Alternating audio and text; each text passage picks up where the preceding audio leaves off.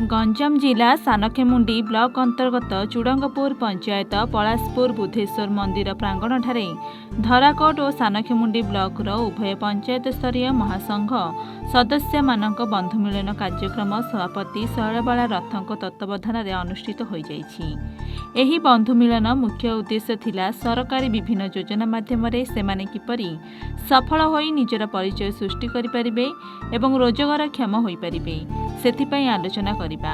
एही कार्यक्रम में मुख्य अतिथि भाव सानखेमुंडी विधायक श्रीजुक्त रमेश चंद्र जेना जोगदे महिला शक्ति को जागृत हेबा समय आसी जाइछि एवं आगामी दिन में बड़ महिला समावेश करने को कहिथिले। श्री जेना को महिला संगठन तरफ पुष्पगुच्छ सहित उपढौकन दे सम्मानित करथिले।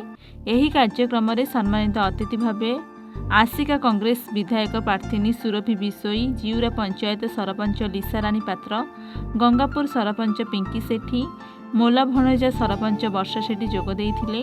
सानखेमुंडी ब्लॉक 26टी पंचायत मध्यरु मात्र 5टी पंचायतर सदस्य माने ग्रस्त खर्च पाइथा बेले अन्य 21टी पंचायतर महिला सदस्य माने एही सुविधार वंचित थिबा समस्यार समाधान नै गभीर आलोचना होइथिला।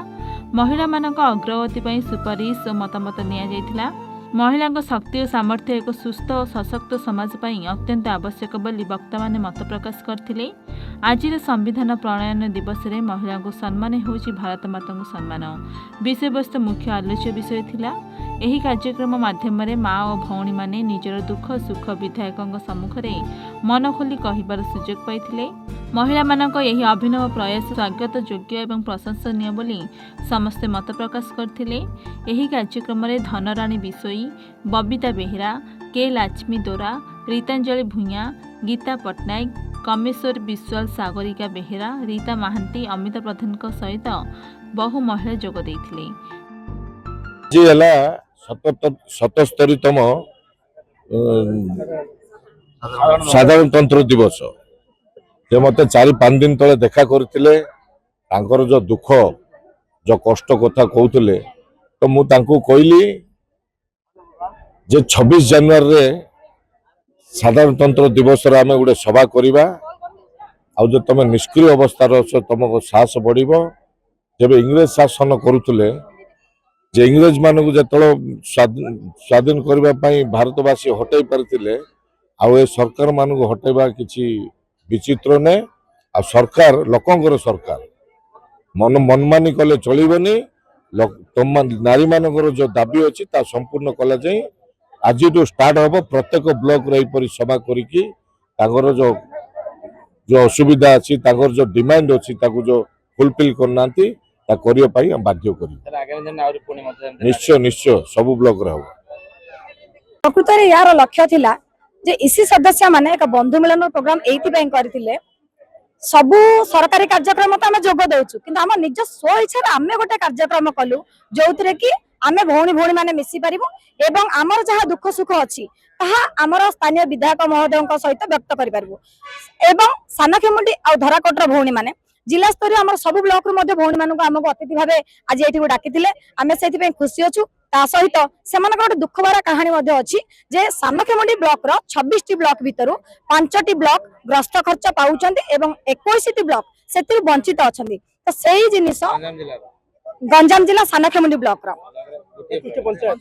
26टी पंचायत रू 5टी पंचायत ग्रस्त खर्च पाई 21टी पंचायत आमर इसी भौणी माने ग्रस्त खर्च बिल्कुल पाई ना। तो से जो तांकर दुखटा थिला अभियोग से ब्लॉक रे करिसेंती एवं कलेक्टर सार को मते ग्रीवांस माध्यम रे देइथिले।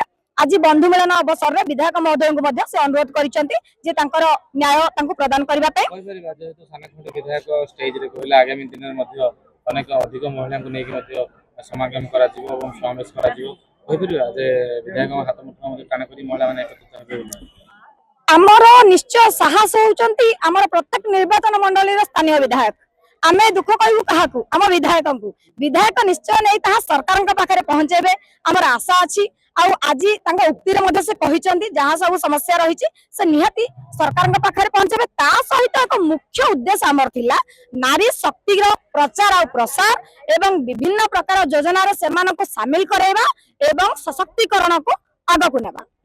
देखो ये जो आज समावेश होता महिला मानकर गोटे बहुत बड़ भल पदक्षेप गोटे जो समाज पे जो नारी मानकर जो अवदान अच्छी से अवदान को समस्ते बुझीपारतु से आज एमती जदि समस्ते गोटे गोटे सब पंचायत लेवल रे सब ब्लॉक लेवल जदि एमती समावेश रखिए निश्चित भाव में कौन कि महिला मानकर गोटे साहस आसब जे पाद आग को नापी बोली एवं लक्ष्य हूँ केवल यह जे जो सब स्कीम सरकार तरफ आसूची महिला मान पाखक उन्नति डेवलपमेंट से एक्चुअली स्कीम एम पाखे पहुंच पारुनी एवं जहाँ भी अच्छी जो मिशन शक्ति ना रे हो कि जहाँ भी जो सब स्कीम्स आसी भल ठीक भाव कार्यकारी भी हो पारुनी तो निश्चित भाव में आम मैंने गोटे एज ए एमएलए कैंडिडेट हूँ कि एमएलए हूँ कि जो सब सरपंच मैंने भी अच्छा समस्त को निश्चित भाव में निवेदन करी जे से माने सहयोग करंतु निजर सहयोग हाथ बढ़ातु पाद बढ़ातु जे एमानकर किमती तांकर जो हक रे जिंस मिलू